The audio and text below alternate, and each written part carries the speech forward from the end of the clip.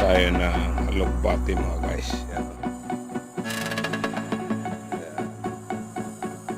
Yan mga guys, nagugulay din yan, talbos ng ube. Pitasin din natin yan. Gulay tayo mga guys. Lagyan natin ang islang sariwa. Sinabaw. Mga pinitas na gulay guys.